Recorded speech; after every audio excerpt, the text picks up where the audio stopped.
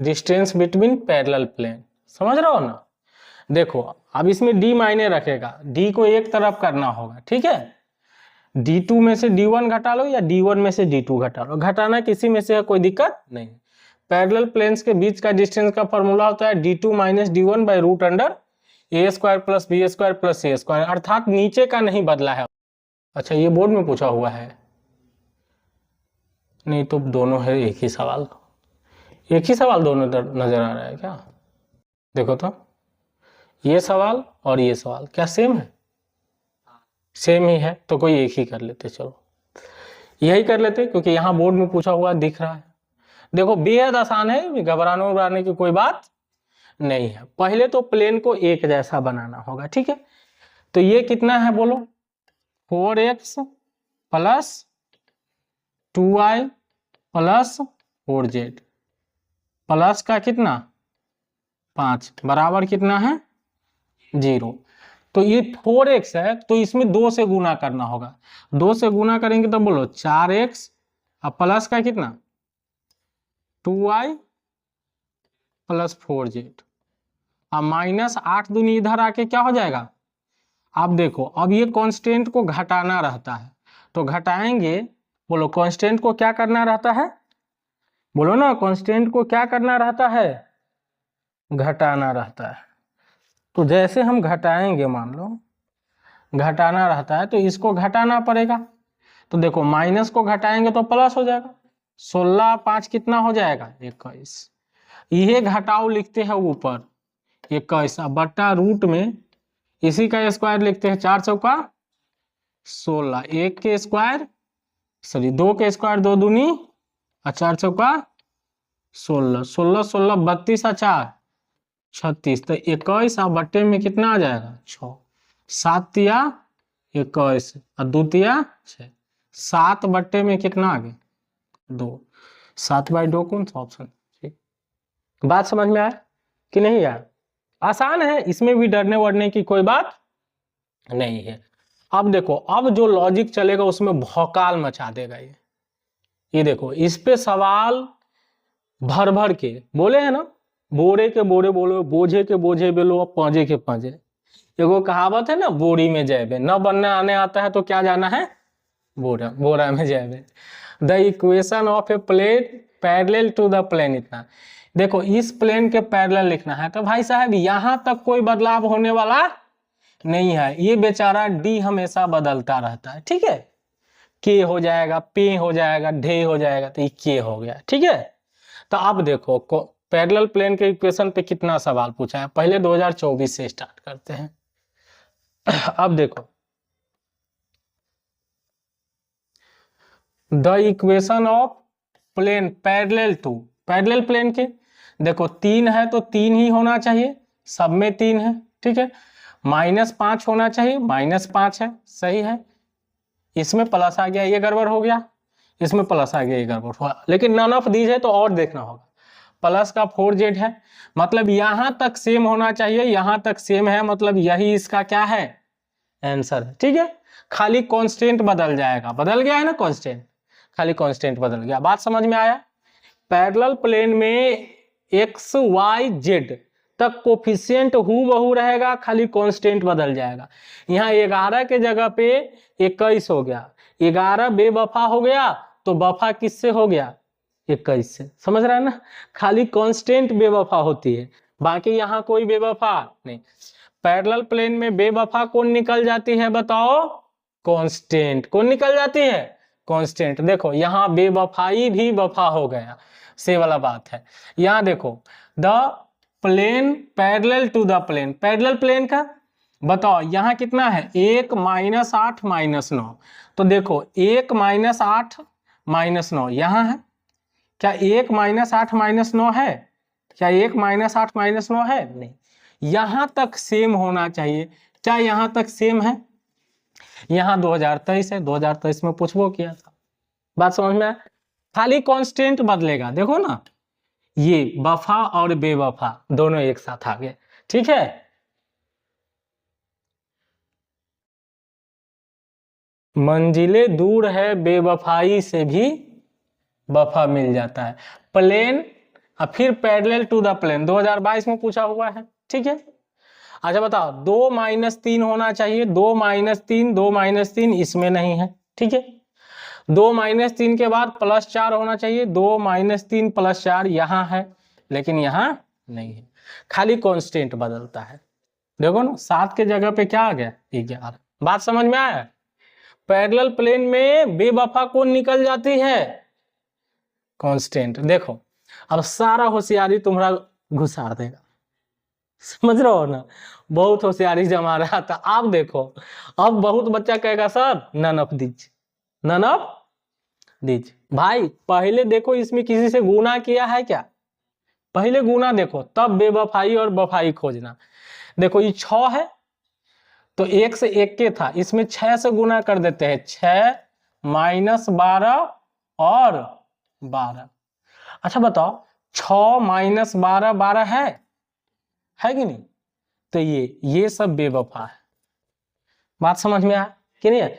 तो ये नया टाइप का हम दिए हैं, ऐसा एग्जामिनर का सोच हो सकता है, सोच सकता है, क्यों नहीं सोच सकता है। और तरीका है बनाने का, लेकिन सबका अपना अपना तरीका होता है, अपने का अपना तरीका है। ये 2022 में देखो कितना लल्लू सा सवाल है भाई। यहाँ x है तो खाली x है तो x से वाला मैच करवाएंगे, यहाँ x है बाकी जगह x है ये नहीं है। देखो x है और खाली कांस्टेंट 0 के जगह पे कितना आ गया -5, तो ये ऑप्शन है। बात समझ में आया कि नहीं आया समझ में? देखते हैं कुछ और क्वेश्चन करके। देखो ये देखो equation of a plane perpendicular to the plane. अच्छा ये एक अलग कहानी है परपेंडिकुलर का, समझ रहे हो ना। परपेंडिकुलर में बउआ एक को बात होगा, गुना कर करके निकालना होगा। क्या करके निकालना होगा? गुना 0 होना चाहिए। जैसे देखो 4 की गुना 1 के साथ करेंगे तो कितना आ जाएगा 4, ठीक है। और 3 की गुना माइनस, तो -5 × 15, और -1 की गुना किसके तो +11। क्या ये 0 आ गया? 0 आ गया तो परपेंडिकुलर प्लेन, समझ गया। कोफिशिएंट के गुना का सम, मतलब कोफिशिएंट के मल्टीप्लिकेशन का सम, कोफिशिएंट के गुना करके और जोड़ देखो 0 आ जाएगा तो परपेंडिकुलर हो जाएगा, नहीं तो नहीं है। बाकी किसी का ऐसा है नहीं, तो ये सब कट गया। आगे बढ़े। अब देखो अब थोड़ा अलग लेवल पे चलना पड़ेगा। The angle between the plane, हालांकि ये सब्जेक्टिव क्वेश्चन बनना चाहिए, लेकिन 2024 में ऑब्जेक्टिव में ही पूछ दिया था, तो डरने वरने की कोई बात नहीं है। देखो जब भी एंगल पूछे तो समझो थीटा पूछा है, वही फॉर्मूला लगेगा वेक्टर का कॉस इनवर्स। क्या लगेगा? देखो ये प्लेन्स के बीच का एंगल है इसीलिए कॉस इनवर्स लगेगा। पहले गुना करो कोफिशिएंट को, 2 गुना कितना आ जाएगा 3, तो कितना आ गया 6, और यहाँ 1 और गुना कितना -6, तो कितना आ जाएगा -6, -3 और गुना -2, दोनों माइनस है तो प्लस, 3 दूनी। अच्छा यहाँ गलती लिखा गया है क्या? 3 दूनी 3 दूना 6, कोई दिक्कत नहीं है, बट्टे √अंडर, ठीक है। अब देखो 2 के स्क्वायर 2 दूनी 4, 1 के स्क्वायर 1, ये दोनों के स्क्वायर लिखना है, 3 तिया 9 और गुना √अंडर, ठीक है। 3 तिया 9, 6 का स्क्वायर 36, इसका भी करना है, 2 दूनी 4, एगो 6 से एगो 6 को काट दो, तो देखो ये कॉस इनवर्स 6, अब बट्टे में देखो ये समझो 4 1 5 और 9 आ 5 14 आ गया। अच्छा ये मिस्टेक नहीं हुआ है, 9 1 10 4 14, तो रूट में कितना आ गया 14 गुने, अच्छा रूट में 14 आ गया, नहीं रूट 39 आया है, 40 49 ना आएगा, 49 आएगा, तो 6 बट्टे में कितना आ जाएगा 7√14, ऐसा कोई ऑप्शन है नहीं है। अच्छा टाइपिंग मिस्टेक हो, ओहो गुना में गलती कर लिया क्या, -6, चलो ये क्वेश्चन ही मिस्टेक मिसप्रिंट है। वैसे आंसर इसका कितना आना चाहिए, कॉस इनवर्स 6 बट्टे में √14 इंटू √49। मेरे हिसाब से कहीं ना कहीं मिस्टेक हुआ है, ठीक है।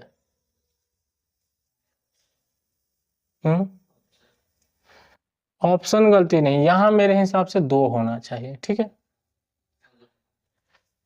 हाँ हाँ, नहीं तो यहीं पे कहीं 2 होगा,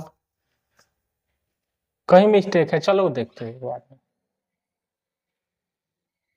ये देखो, इधर समझो, अब कुछ नया मोड़ आया जो हमको बढ़िया से समझना है। देखो ये क्या पूछ रहा है, इफ 2 प्लेन्स, 2 प्लेन है, ध्यान रखना 2 प्लेन है, एक प्लेन ये है और एक प्लेन ये है, दोनों प्लेन परपेंडिकुलर है एक दूसरे पर, क्या है, परपेंडिकुलर। तो देखो कोफिशिएंट के गुना करो, x वाला का x के साथ, क्या आ जाएगा बताओ, a1 a2, परपेंडिकुलर के लिए कंडीशन b1 b2, तो कितना आ जाएगा b1 b2 प्लस कितना c1 c1 c2, दोनों को जोड़ेंगे तो कितना आ जाएगा, सबको जोड़ेंगे गुना करके तो 0। कौन सा ऑप्शन है बताओ, सी ऑप्शन। ये बार बार पूछा जाता है तो इसमें घबराने की कोई बात नहीं है। देखो परपेंडिकुलर के लिए कंडीशन है कोफिशिएंट को गुना करोगे और जोड़ोगे तो 0 आना चाहिए। यहाँ देखो 2018 में पूछा गया है, क्या पूछा है, इतना एंड इतना और परपेंडिकुलर, क्या है, परपेंडिकुलर है कि नहीं। तो देखो 2 की गुना किसके साथ होना चाहिए, तो 2 का है 2, -4 की गुना किसके साथ, तो -8, और लेमडा की गुना किसके साथ, तो +3 लेमडा, ये सब किसके बराबर आ जाएगा, 3 लेमडा। अच्छा -6 उधर जाके क्या हो गया, +6, तो लेमडा का मान 2 आ गया। बात समझ में आया कि नहीं आया, समझ में आ गया तो आगे बढ़े। आगे देखो आगे क्या है, आगे ये है सवाल, सेम सवाल है, वही सवाल रिपीट हो गया। तो ये देखो सेम सवाल है, 3 बार रिपीट हो गया। ये देखो, अब देखो इसका एगो अलग कहानी है, तो ये ध्यान रखना है क्योंकि इसमें बच्चा बहुत कंफ्यूज हो जाता है। कंफ्यूज कैसे हो जाता है, क्योंकि यहाँ देखो, यहाँ नजर का धोखा है, एक लाइन है और एक प्लेन है। बताओ एक लाइन है एक लाइन है एक, तो यहाँ कंडीशन उलट जाता है। देखो वेक्टर वेक्टर के बीच वही कंडीशन, लाइंस लाइंस के बीच वही condition, a1 a2 plus b1 b2 plus c1 c2 बराबर 0। प्लेन प्लेन के बीच वही condition, a1 a2 plus b1 b2 plus c1 c2 बराबर 0। लेकिन प्लेन और लाइन के बीच कंडीशन उल्टा हो जाता है। पैरेलल का कंडीशन परपेंडिकुलर जैसा काम करता है, पैरेलल का कंडीशन किसके जैसा काम करता है, तो देखो यहां a1 a2 होता, a1 a2, ठीक है, प्लस ये b1 किसके होगा, b1 b2, फिर से दो बोलो c1 c2 बराबर 0, ये हो जाएगा। यहां ध्यान रखना है बउआ, एक लाइन और एक प्लेन रहे, एक लाइन और एक क्या रहे, प्लेन, एक लाइन और एक प्लेन, एक लाइन और एक प्लेन, एक लाइन और एक प्लेन। तो इसमें पैरेलल वाला कंडीशन कैसा होता है, परपेंडिकुलर का। कैसा होता है, ज्यादा विशेष जानने के लिए हमको सब्जेक्टिव पढ़ाना पड़ेगा, लेकिन बस तुम रट लो अभी, क्योंकि ऑब्जेक्टिव ही पूछेगा। चलो ऐसे 2-3 सवाल करेंगे, अपने दिमाग में बैठ जाएगा। देखो ये देखो कह रहा है द लाइन इतना is parallel to the plane, इतना पैरेलल है, तो बताओ ये दोनों गुना हो जाएगा, होगा कि नहीं, तो क्या हो जाएगा LA। देखो लाइन है और प्लेन है, बट्टा वाला लिखा है लाइन है ये, और ये क्या है प्लेन है, तो लाइन है प्लेन है, तो MB प्लस ND बराबर क्या आ जाएगा 0। पैरेलल का कंडीशन कौन सा है, AL plus BM plus CN, यही तो नहीं, ये है। अच्छा यहाँ C न होगा, ND मिस्टेक हो गया ना। चलो देखते ही कंडीशन को, ठीक है। एक क्या है लाइन है, एक क्या है प्लेन है, फिर बोलो एक लाइन और एक प्लेन, एक लाइन और एक प्लेन, तो ये दोनों के गुना करना होगा, तो क्या हो जाएगा AL plus BM plus CN बराबर 0। देखो लाइन और प्लेन में पैरेलल का कंडीशन परपेंडिकुलर ही होता है दिखने में, याद रहेगा कि नहीं याद रहेगा, 2015 में पूछा हुआ है, 24-15 दोनों कर लिए। और ये देखो